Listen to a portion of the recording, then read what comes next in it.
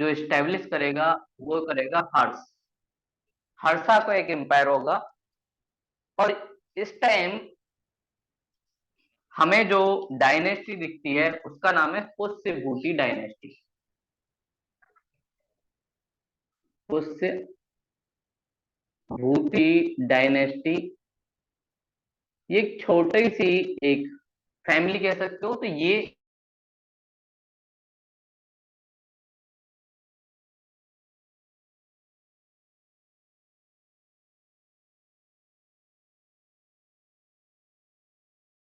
Established है, वो है थानेश्वर। थानेश्वर जो अभी आज के टाइम के हिसाब से अगर हम देखें तो हरियाणा में मिलता है।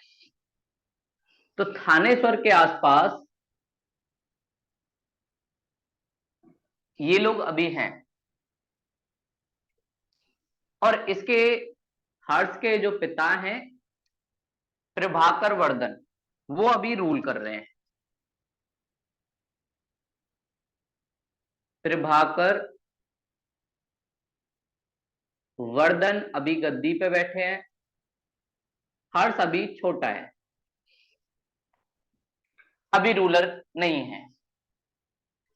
प्रभाकर वर्धन जो हर्ष के फादर है वो गद्दी पर बैठते हैं। इनकी थोड़ी सी लड़ाई एक राजा से हो जाती है।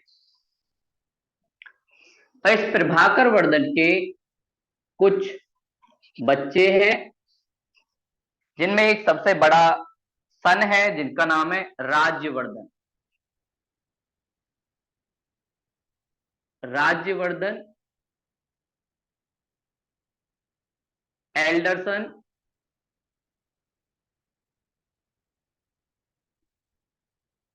उसके बाद छोटा जो बेटा है उसका नाम है हर्षवर्धन।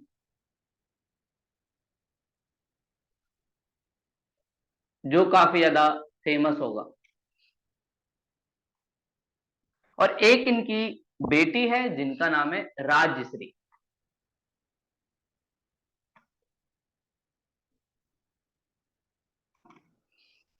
ये इनकी संतानें हैं प्रभाकर वर्धन की।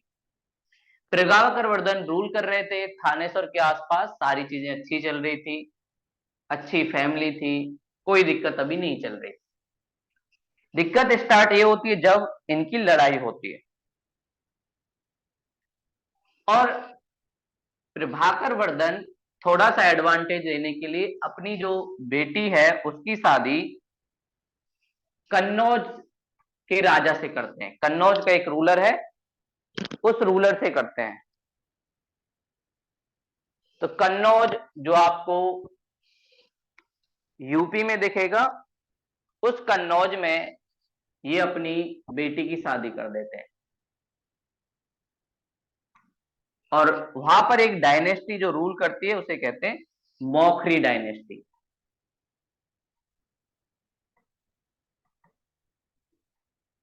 जब भी डायनेस्टी का नाम आए तो मतलब एक फैमिली, बस थोड़ा सा फेमस है इसलिए उसको डायनेस्टी कह दिया।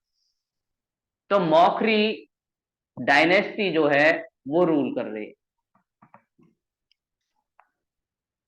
तो इनके अच्छे रिलेशन है मौखरी डायनेस्टी के साथ या कन्नौज से। लेकिन इन लोगों के कुछ इनेमी हैं, कुछ शत्रु हैं जिन्हें अच्छा नहीं लग रहा कि ये लोग इतने अच्छे से कैसे रह रहे हैं, इसलिए वो लोग इन पर अटैक करेंगे। एक जो बंगाल का रूलर है शशांक, बंगाल का एक रूलर शशांक,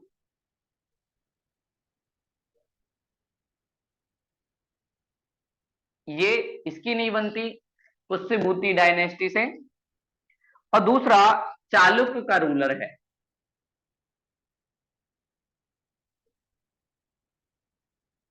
चालुक्य ये भी एक डायनेस्टी है, उसका रूलर पुलकेशन सेकंड।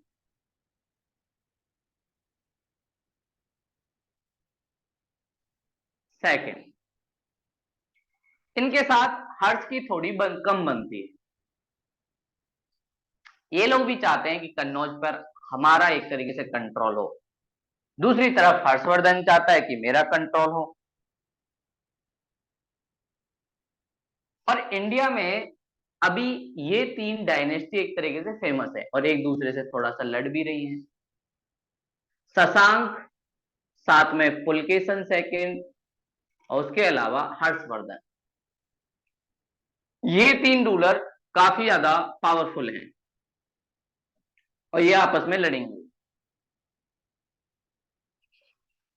तो ऐसे ही स्टार्ट होती है लड़ाई हर्षवर्धन के भाई की, और हर्षवर्धन के भाई को मार दिया जाता है, राज्यवर्धन चले जाएंगे। हर्षवर्धन के भाई का बदला लेने के लिए पिताजी जाते हैं, पिताजी को भी मार दिया जाता है। उसके बाद हर्ष गद्दी पे बैठता है, फिर ये उनसे बदला लेता है। साथ में इसके जो सिस्टर हैं, उनके जो पति हैं, उनकी भी डेथ हो जाती है। तो हर्ष को एक तो थानेश्वर, दूसरा कन्नौज, दोनों को देखना है। इसलिए हर्ष अपनी कैपिटल थानेसर से कन्नौज ले जाता है। तब मोखरी डायनेस्टी और साथ में पुष्यभूति डायनेस्टी, दोनों का जो कंट्रोल है हर्ष के अंदर है। और हर्ष के बारे में बोला जाता है कि भाई ये अशोक और समुद्रगुप्त दोनों की चालाकी इसमें थी। अशोक, अशोका द ग्रेट हमने सुना है, और साथ में समुद्रगुप्त, समुद्रगुप्त गुप्त रूलर जो काफी ज्यादा फेमस था अपने कैंप।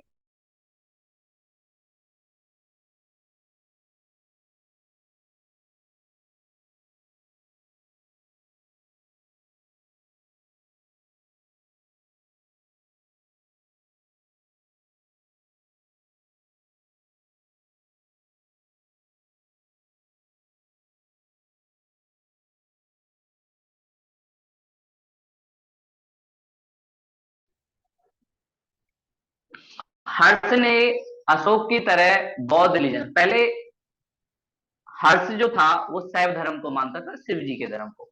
धीरे धीरे वो भी बौद्ध धर्म ज्वाइन कर लेता है और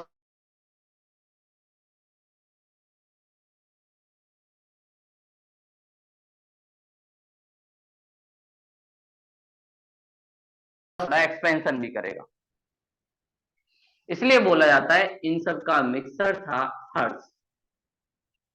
तो हर्ष थोड़ा समझदार रूलर था, तो इसने बड़ी समझदारी के साथ अपने दुश्मनों को न्यूट्रलाइज किया और फिर उसके बाद आगे बढ़ा।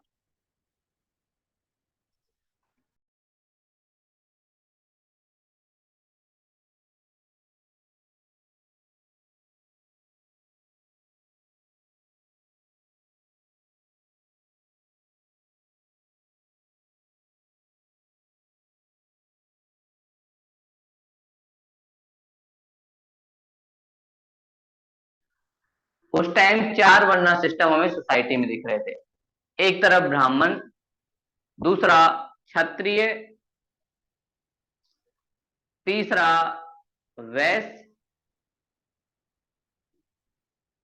और सबसे लास्ट शूद्र। तो उस टाइम की सोसाइटी में भी वर्णा सिस्टम काफी ज्यादा एस्टेब्लिश था। ब्राह्मण क्षत्रिय ठीक थे, लेकिन धीरे धीरे गुप्ता पीरियड के बाद से इकोनॉमिक कंडीशन थोड़ी सी डिग्रेड हो रही थी। इकोनॉमिक कंडीशन इतनी अच्छी नहीं थी। दूसरी तरफ वैश्य जो ट्रेडर हुआ करते थे, इनको भी लग रहा था कि भाई इकोनॉमिक कंडीशन थोड़ी सी खराब हो रही है, तो क्या करना चाहिए। इनकी भी हालत थोड़ी सी खराब हो रही थी। और शूद्र जो थे ये सर्विस प्रोवाइडर थे ही, क्योंकि सबकी हालत खराब हो रही थी, तो सर्विस प्रोवाइडर की भी इकोनॉमी थोड़ी सी डिग्रेड हो रही थी। तो सोसाइटी में ये सारी चीजें तो थी, कि ब्राह्मण है, क्षत्रिय है, वैश्य है, शूद्र है, नहीं साथ में सोसाइटी में जो इकोनॉमिक वैल्यू थी वो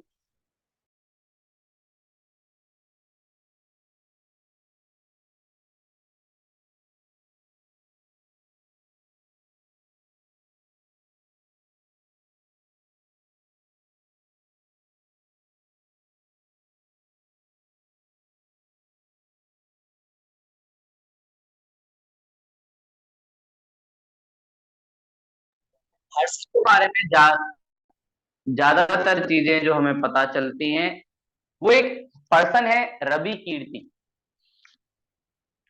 रवि कीर्ति एक इंस्क्रिप्शन लिख के जाते हैं और उस इंस्क्रिप्शन से हमें पता चलता है कि भाई हर्ष ने क्या क्या किया। तो अब हम थोड़ा सा रवि कीर्ति के थ्रू हर्ष के बारे में जानेंगे। अभी तक हमने थोड़ा सा बैकग्राउंड जाना कि हर्ष कैसे आया, क्या क्या चीजें उस टाइम चल रही थी इंडिया में। उसके बाद हर्ष ने काफी ज्यादा चीजें एक तरीके से की,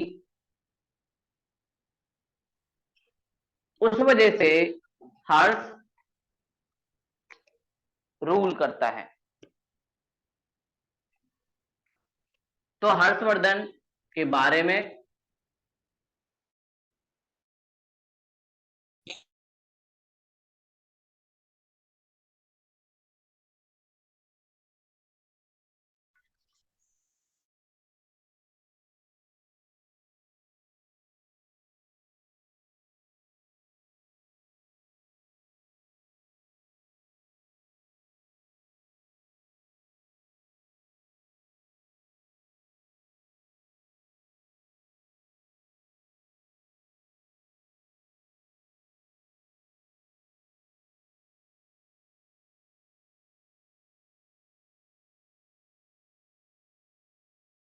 बारे में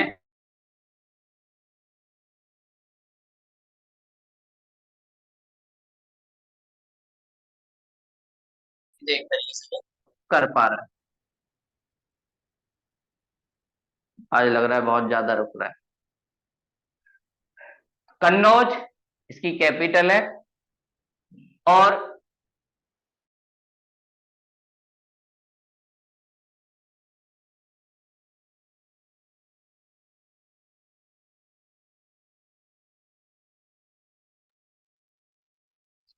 एक एजुकेटेड पर्सनालिटी वही एहोल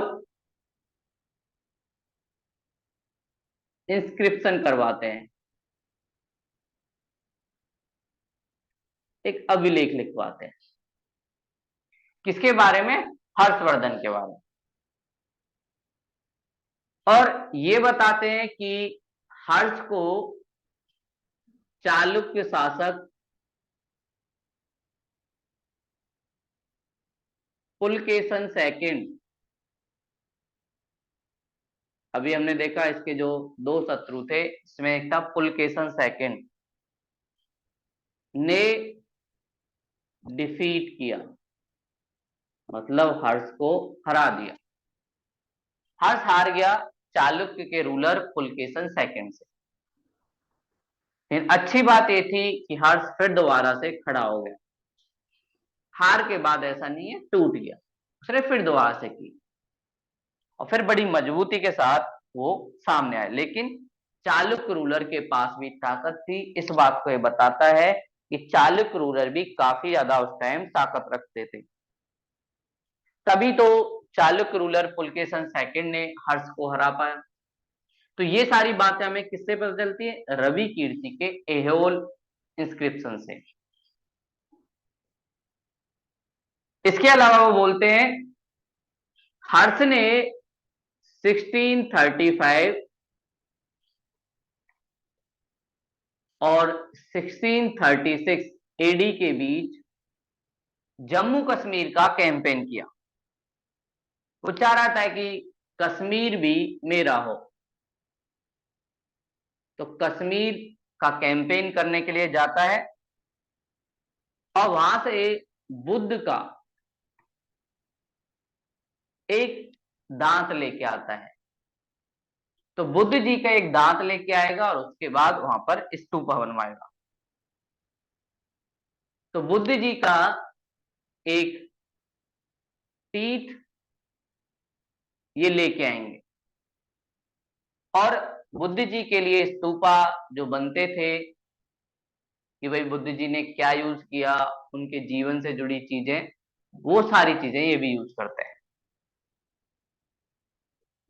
और ये शुरुआती स्टेज में शैव रिलीजन को मानते थे,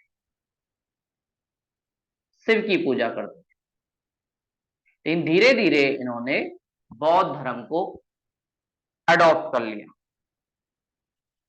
बौद्ध रिलीजन से रिलेटेड इन्होंने बात पढ़ी, इसीलिए हमने कहा कि ये ऐसे ही थे जैसे अशोक। अशोक भी बाद में बौद्ध रिलीजन ज्वाइन कर लेता, ऐसे ही हर्षवर्धन भी कर लेता है। साथ में बताते हैं कि हर्षवर्धन के समय ह्वेनसांग एक चाइनीज ट्रेवलर आएगा, वो बताएगा कि हर्षवर्धन के समय प्रयाग में, जहां पर संगम है जिसे अब प्रयाग राज या पहले इलाहाबाद भी कहते थे, तो ये बताते हैं कि प्रयाग में हर्षवर्धन हर 5 साल पर, हर 5 years पर एक असेंबली का ऑर्गेनाइजेशन करता था। प्रयाग में जैसे हमने देखा है बहुत सारे मेले लगते हैं, बहुत सारे लोग धार्मिक रूप से नहाने के लिए जाते हैं। कुंभ मेला जैसे आपने सुना होगा, ऐसे ही प्रयाग में हर्षवर्धन ने भी हर 5 साल पर एक असेंबली बुलाई और उसे महामोक्ष काउंसिल, महामोक्ष काउंसिल मतलब एक तरीके से अपने राज्य के लिए, अपने लिए कुछ मांगने के लिए इस असेंबली को ऑर्गेनाइज किया जाता था। और इस असेंबली में या इस मेले में कुछ चीजों की वर्शिप की जाती थी, पूजा की जाती थी। दोनों नदियों के संगम पे, गंगा और यमुना मिल रही है, उसी संगम पे लोग पूजा करते थे। और यहाँ पर पूजा किसकी की जाती? बौद्ध की, बुद्ध जी की पूजा की जाती थी। साथ में सन की पूजा की जाती थी, सूर्य को एज अ देवता, और साथ में शिव, लॉर्ड शिव या लॉर्ड शिवा, उनकी भी पूजा की जाती। तो ऐसे ये ऑर्गेनाइज करता था। साथ में इसके दरबार में कुछ फेमस इंटेलिजेंट पर्सनालिटी रहती थी। इंटेलिजेंट पर्सनालिटी जो इसको एडवाइस भी करती थी, कुछ अच्छा काम भी करती थी, जिनमें कुछ फेमस जो हैं उनमें है बाण भट्ट, बाण भट्ट, ये काफी ज्यादा फेमस है और ये बहुत सारी टेक्स्ट बुक इनके सामने लिखेंगे। जैसे हर्ष के बारे में, हर्ष चरित्र,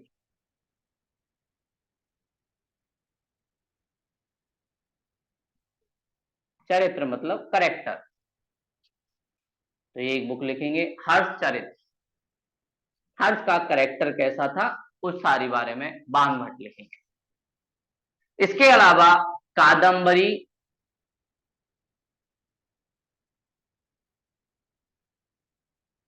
बरी टेक्स्ट भी ये लिखेंगे, एक लव स्टोरी टाइप की। उसके अलावा चंडी साता, चंडी साता,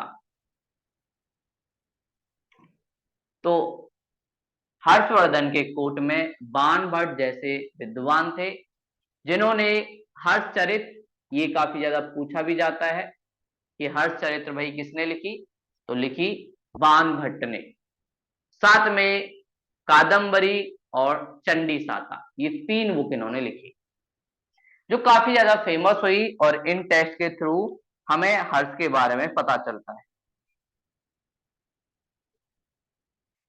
साथ में एक व्यक्ति जिनका नाम है मयूर, वो भी एक बुक लिखेंगे और जिस बुक को वो लिखेंगे वो है सूर्य शतक।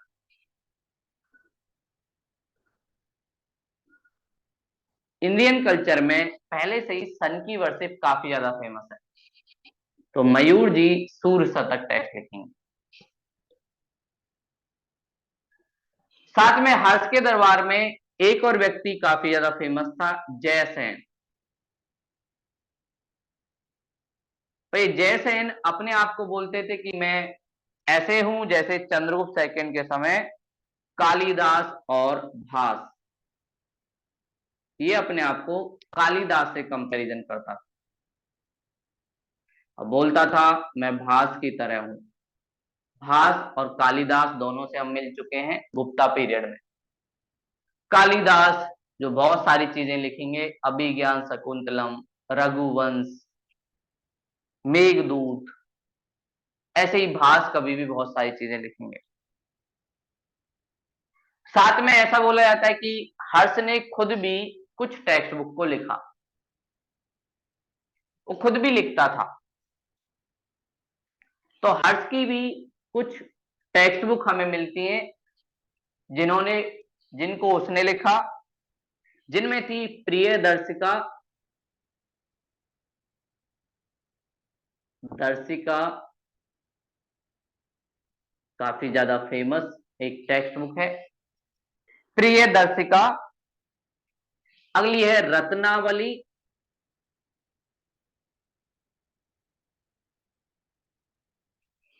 प्रिय दर्शिका, रत्नावली, और साथ में नागानंद,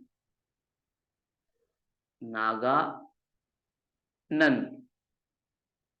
ये तीन टेक्स्ट हर्षवर्धन खुद लिखेगा, प्रिय दर्शिका, रत्नावली और नागानंद। लेकिन बहुत सारे लोग हर्ष के ऊपर एक थोड़े से क्वेश्चन भी उठाते हैं, बोले हर्ष ने नहीं लिखी। ये जब जम्मू कश्मीर का कैंपेन किया था तो जम्मू कश्मीर में एक राइटर रहता था जिसका नाम था धावक, और ये सारी टेक्स्ट धावक की हैं और हर्ष ने इन्हें लेके आ गया और बोल दिया मैंने लिखे। बहुत सारे लोग ऐसे क्वेश्चन उठाते, लेकिन अभी जितने हमें प्रूफ मिले उसमें हम मानते हैं कि ये सब हर्ष ने लिखा है। लेकिन वैसे बोला जाता है कि इनका क्रेडिट धावक को जाता है जो जम्मू कश्मीर का एक राइटर था। लेकिन हर्ष ने बोला कि भाई मैंने लिखा है, तो रूलर है, रूलर की बड़ी ताकत होती है, तो उसकी बात को कोई इग्नोर नहीं कर सकता। तो हमने देखा कि कैसे रवि कीर्ति के अहोल इंस्क्रिप्शन से पता चलता है कि चालुक्य रूलर पुलकेशन सेकंड ने हर्षवर्धन को डिफीट किया। फिर उसके बाद हमने देखा कि कैसे हर्ष जम्मू कश्मीर का कैंपेन करेगा और वहां से बुद्ध का एक दांत लेके आएगा। हर्ष शुरू में शैव रिलीजन वाला था, बाद में बौद्ध रिलीजन को अपना लेता है। हर 5 साल में एक असेंबली प्रयागराज में करता था और वहां पर बुद्ध, सन और शिव की पूजा करता। हर्ष के दरबार में कुछ फेमस पर्सनालिटी रहती थी, जैसे बाण भट्ट जो हर्ष चरित्र लिखेगा, साथ में कादम्बरी और साथ में चंडी सत। इसके अलावा मयूर जैसे इंटेलिजेंट पर्सनालिटी भी जो सूर्य शतक लिखेंगे, और जयसेन जो अपने आप को कालिदास और भास से कंपैरिजन करते हैं। साथ में हर्ष खुद भी प्रियदर्शिका, रत्नावली और नागानंद लिखेगा। लेकिन कई बार बोला जाता है कि हर्ष ने वो सारी धावक जो कवि था या राइटर था जम्मू कश्मीर का, उससे चुराई। साथ में एक जिक्र और मिलता है कि हर्ष ने नालंदा, नालंदा जो यूनिवर्सिटी हमने सुनी थी जिसको कुमारगुप्त फर्स्ट ने बनवाया था, तो हर्ष ने नालंदा यूनिवर्सिटी को बहुत सारे गांव, विलेज, नालंदा यूनिवर्सिटी को चलाने के लिए हर्ष ने अपने बहुत सारे विलेज दान में दे दिए, चैरिटी में दे दिए। इसका मतलब हर्ष ने भी एजुकेशन के मामले में अच्छा काम किया, तो उसने बहुत सारे विलेज का रेवेन्यू जो वहां के आचार्य थे नालंदा के, उनको दे दिया। इससे पता चलता है कि हर्ष ने कहीं ना कहीं एजुकेशन के मामले में थोड़ी बहुत इंप्रूवमेंट की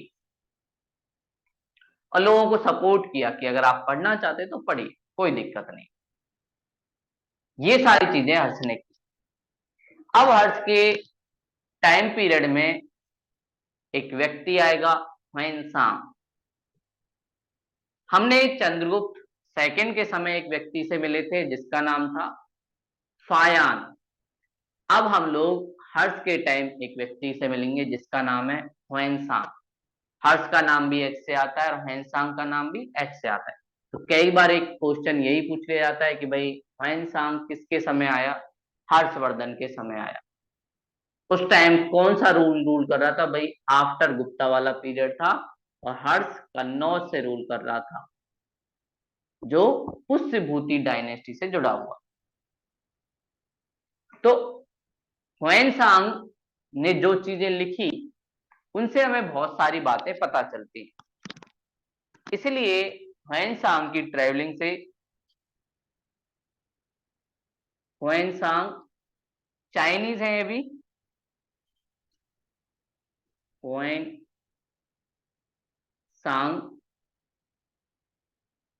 ये भी चाइनीज ट्रेवलर है।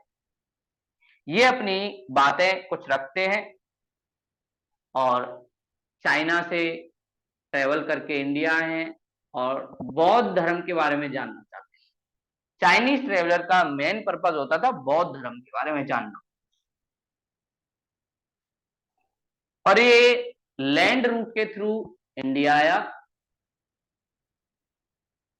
और लैंड के थ्रू वापस गया। इसका आना और जाना लैंड से रहा। लेकिन जो फायान था लैंड से आया लेकिन समुद्र के रास्ते वापस गया। और इसने चाइना में जाके अपनी जो टेक्स्ट थी वो सी यू की के नाम से लिखी। चाइनीज नाम है, ओंगचोंग पोंगचोंग ऐसे जैसे होता है ना, ऐसे सी यू की। और इसे प्रिंसेस ऑफ ट्रेवलर कहा जाता है। प्रिंसेस ऑफ ट्रेवलर, इसे घूमना बहुत पसंद था, यात्रियों का राजकुमार। तो ये काफी ज्यादा घूमते थे और इसने थानेश्वर में अपना कुछ टाइम बिताया और थानेश्वर के एक इंटेलिजेंट बौद्ध मॉन्क्स जिनका नाम था जयगुप्त, जयगुप्त से बौद्ध की जो एजुकेशन है या बुद्ध की जो फिलोसॉफी है उसको सीखा। थानेश्वर जो पुष्यभूति वंश का एक इंपॉर्टेंट पार्ट था, वहां पर ये आराम से रहा। साथ में ये बोलता है कि इंडियन सोसाइटी जो थी वो 4 कैटेगरी में डिवाइड थी और वही 4 कैटेगरी जो हम पहले भी कर रहे थे, 4 वर्णा सिस्टम, 4 वर्ण। और साथ में ये बोलता है इन 4 कैटेगरी में सबसे हाईएस्ट पावर पर जो था वो था ब्राह्मण। ये फर्स्ट नंबर पे था। ये सारी बातें ह्वेनसांग को भी पता चल रही थी। साथ में महिलाओं के बारे में बोलता है कि भाई इंडियन सोसाइटी में कुछ महिलाओं को जब उनके पति की डेथ हो जाती थी तो उनके साथ लेके जाया जाता था और चिता पे जला दिया जाता था जिंदा।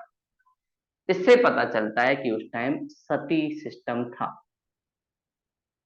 सती सिस्टम जिसका पहले एविडेंस हम लोगों ने गुप्ता पीरियड में देखा और हम मानते हैं कि गुप्ता पीरियड से इंडिया में सती सिस्टम था। तो हैंसांग भी इस चीज को देख के थोड़ा सा परेशान होता है कि भाई ऐसे कैसे किसी जिंदे आदमी को जलाया जाता है, लेकिन इन्हें देखा। साथ में ये बोलते हैं महिलाओं को रीमैरिज या विडो रीमैरिज अलाउ नहीं, विडो रीमैरिज मतलब महिलाओं की जो कंडीशन थी वो धीरे धीरे डिक्लाइन हो रही थी, उनकी जो ऑटोनॉमी थी वो कम हो रही थी। और वैसे भी अगर महिला सती हो जाएगी तो विडो रीमैरिज करेगी कैसे, कोई विधवा होनी भी तो चाहिए ना। तो ये भी सारी चीजें ये बताते हैं कि इंडियन सोसाइटी कैसे थी। साथ में ये बताते हैं कि इंडियन लोग कैसा कपड़ा पहनते हैं, क्या क्या रूटीन होता है, तो क्लॉथ के बारे में बोलते हैं। ज्यादातर जो इंडियन लोग हैं वो व्हाइट कपड़ा पहनते हैं, और ये इंडिया का शुरू से ट्रेडिशन रहा है व्हाइट क्लॉथ। और उसका रीजन भी है क्योंकि हम एक ट्रॉपिकल कंट्री में रहते हैं, ट्रॉपिकल कंट्रियों में साल में ज्यादातर टाइम गर्मियां पड़ती है, और व्हाइट कपड़ा जो होता है वो लाइट को एब्जॉर्ब नहीं करता, रिफ्लेक्ट करता है, इसलिए हमारी बॉडी थोड़ी सी कूल रहती है, इसलिए हमारे देश के लोग व्हाइट क्लॉथ पहनते हैं। साथ में ये बोलते हैं व्हाइट क्लॉथ पहनते हैं और अपने दांतों पर कुछ मंजन टाइप का लगाते हैं, और ये बोलते हैं कि ब्लैक रेड निशान कोई लगाते हैं, ब्लैक रेड निशान कोई टूथपेस्ट टाइप का होगा, काला लाल दंत मंजन, एक तरीके इससे पता चलता है कि इंडियन लोग अपने माउथ की साफ सफाई पर या बॉडी की साफ सफाई पर ध्यान देते हैं। साथ में ये बोलता है कानों में बहुत सारे लोगों को मैंने कुंडल पहनते देखा, बहुत सारे लोग कुंडल बाली ये सब पहनते, और ये सबने पहन रखा था, मेल भी और फीमेल ने भी, ऐसा नहीं था सिर्फ फीमेल पहन के थी, मेल और फीमेल दोनों एक करते। साथ में ये बताता है बौद्ध धर्म से जुड़े हुए जो फेमस शहर थे जैसे पाटलिपुत्र,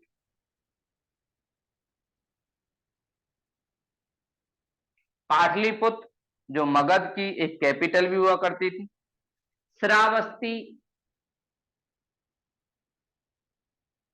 वस्ती, इसके अलावा कपिल वस्तु, कपिल वस्तु जैसे जो शहर थे वो अब उजड़ गए थे, डिक्लाइन हो गए, और एक नया शहर जो सामने आया वो आया कन्नौज।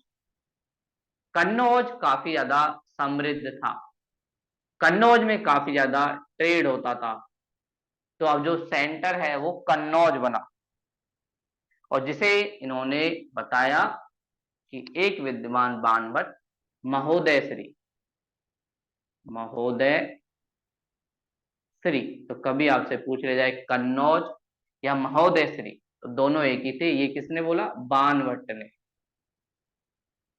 बाणभट्ट ने कन्नौज को ही महोदय श्री कहा।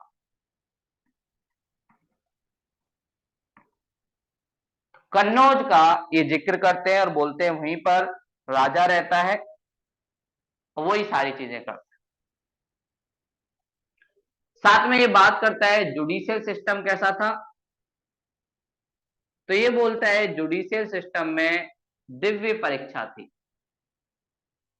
जैसे हमने देखा गुप्ता पीरियड में कैसे अपराधी ब्राह्मण को तोला जाता था, क्षत्रिय को आग से निकलना पड़ता था, वैश्य को जल में डुबाया जाता था, और शूद्र को जहर दिया जाता, ऐसे ही डिवाइन एग्जामिनेशन यहाँ पे भी होता था। और साथ में बोलता है कुछ लोगों को कई बार अपराध करने पर छोड़ दिया जाता, मान लीजिए राजा भी खुश है, उनकी बेगम का बर्थडे है, छोड़ दिए। तो ऐसे कई बार कई मौके आते थे जब किसी क्राइम करने वाले को फ्री छोड़ दिया जाता था, कोई नहीं तुमने ऐसे टाइम किया है कि हम तुम्हें सजा नहीं दे सकते। क्यों? क्योंकि हमारे मन के अंदर खुशी चल रही। साथ में लॉ एंड ऑर्डर की बात ये करता है और बोलता है लॉ एंड ऑर्डर बिल्कुल सही नहीं था। तो हमने बोला क्यों? तो बोलता है मुझे खुद 2 बार लूट लिया गया। तो हर्षवर्धन को खुद 2 बार लूट लिया गया, उनका बहुत सारा सामान चुरा लिया गया। इसलिए हर्षवर्धन बोलता है लॉ एंड ऑर्डर बिल्कुल बेकार था, खराब था एक तरह से। तो लॉ एंड ऑर्डर के मामले में हर्षवर्धन तक का जो टाइम पीरियड था वो बेकार था, क्योंकि बेचारे ह्वेनसांग से कुछ लुटेरों ने कुछ चीजें लूट ली, बहुत सारे चोर रहते थे। साथ में बोलता था ट्रेड के मामले में जो ट्रेडर थे वो एक टैक्स देते थे जिसे कहते हैं ऑक्ट्री। मतलब एक जगह से दूसरी जगह अगर आपको सामान लेके जाना है तो ऑक्ट्री या जिसे चुंगी टैक्स कहते हैं। आपने देखा भी होगा अब जीएसटी आ गया, वरना पहले क्रॉस बॉर्डर जब करते थे तो उसके पहले आपको ऑक्ट्री देना पड़ता था, चुंगी टैक्स, कि आप इस प्लेस से दूसरी जगह जा रहे हो। तो दोनों स्टेटों के बीच बॉर्डर क्रॉस करने पर एक टैक्स लगता है। तो ये बोलते हैं कि ऑक्ट्री टैक्स से लिया करता था। और साथ में जो स्टेट का रेवेन्यू था उसे 4 पार्ट में डिवाइड किया जाता था। एक तो जो था वो राजा के पास ही रहता था, दूसरा वो वेलफेयर के लिए जनता के लिए अवेलेबल करवाता था, तीसरा एडमिनिस्ट्रेशन पे खर्च होता था, और चौथा अदर एक्सपेंस जो डिफेंस या उससे रिलेटेड है उस पर खर्च करते थे। तो ऐसे 4 पार्ट में ये अपने एक्सपेंडिचर को किया करते। साथ में एजुकेशन की बात भी ये करेगा कि भाई कुछ लोग तो एजुकेशन 9 से 30 ईयर तक लेते थे। नॉर्मली लोग 9 से 30 साल पढ़ते थे। इसका मतलब एजुकेशन पे ध्यान दिया जाता था। और हमने देखा नालंदा यूनिवर्सिटी को दान में बहुत सारे गांव भी दिए हर्ष ने।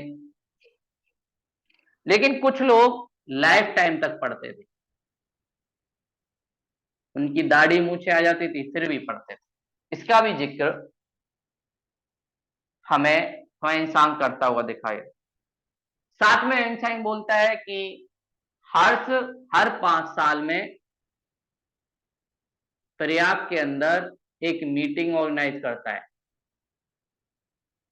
और वहां पर लोग पानी में डूब के मरते हैं, ये भी ये बात करता है। और बोलता है कि वहां पर पानी में डूब के मरना पवित्र माना जाता है। तो कई बार जब बहुत सारे लोग मेले में जाते हैं तो आपने देखा होगा पुराने मेले में बिछड़ जाते हैं बहुत सारे लोग। ऐसे ही यहाँ पर बहुत सारे लोग नहाने जाते होंगे, कुछ डिजास्टर हो भी जाता होगा कि भाई संगम के पास नहाने गए, कुछ लोग डूब गए। तो इसलिए ये बोलता है कि हर 5 साल पर मरने के लिए एक असेंबली ऑर्गेनाइज करती थी जिसमें बहुत सारे लोग डूब के मर जाते, लेकिन वो पवित्र माना जाता था। और हो सकता है कि इसको पता ही ना चला हो कि वो गोताखोर हो, डूब के नहीं मरे हो, नीचे जाते थे फिर ऊपर आ जाते। तो ये सारी बातें हर्ष के समय की हमें ह्वेनसांग बताता है। तो ह्वेनसांग ने बहुत सारी चीजें बताई। चाइना से आया, लैंड के थ्रू आया, लैंड के थ्रू वापस गया। साथ में सीयूकी के नाम से अपनी बुक लिखेगा और इसीलिए इसको प्रिंसेस ऑफ ट्रेवलर कहा जाता है, यात्रियों का राजकुमार। थानेश्वर में एक व्यक्ति जयगुप्त से बौद्ध की एजुकेशन लेगा, उसमें दीक्षा प्राप्त करेगा। इसके अलावा ये बोलेगा कि इंडियन सोसाइटी 4 क्लास में डिवाइडेड थी जिन्हें एक ही लोग वर्ना कहते थे, और इसमें सबसे हाईएस्ट पे था ब्राह्मण। महिलाओं की कंडीशन बहुत बेकार थी क्योंकि सती सिस्टम था, विडो रीमैरिज अलाउ नहीं थी।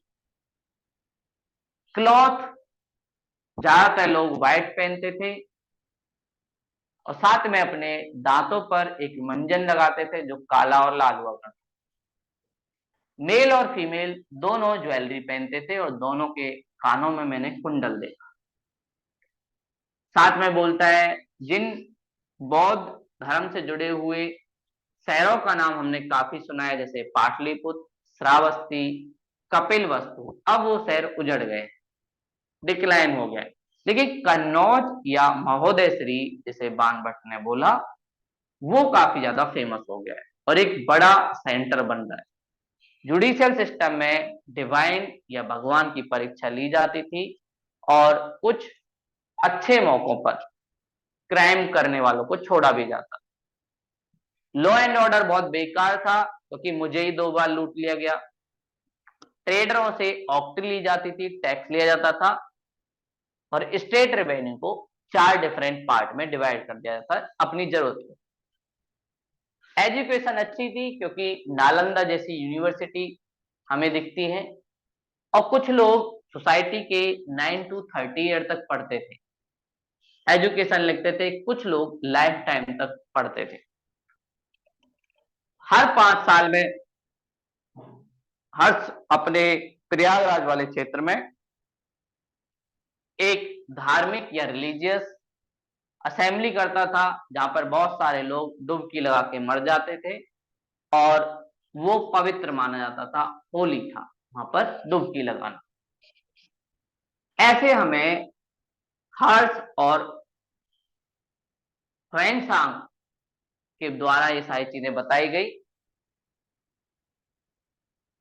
अगला जो हमारा है वो है कश्मीर। कश्मीर में कुछ रूलर हैं, उनके बारे में हम जानेंगे जो हम लोग नेक्स्ट क्लास में डिस्कस करेंगे। उसके बाद हमारा एंशियंट हिस्ट्री सारा हो जाएगा और हम मिडेवल फेज में पहुंच जाएंगे जहां पर दिल्ली सल्तनत और मुगल पीरियड, बाबर, कुतुबुद्दीन ऐबक, इनके बारे में हम जानेंगे। तो आज की क्लास यहीं तक थी। अगर कोई डाउट हो तो आप पूछ सकते हो।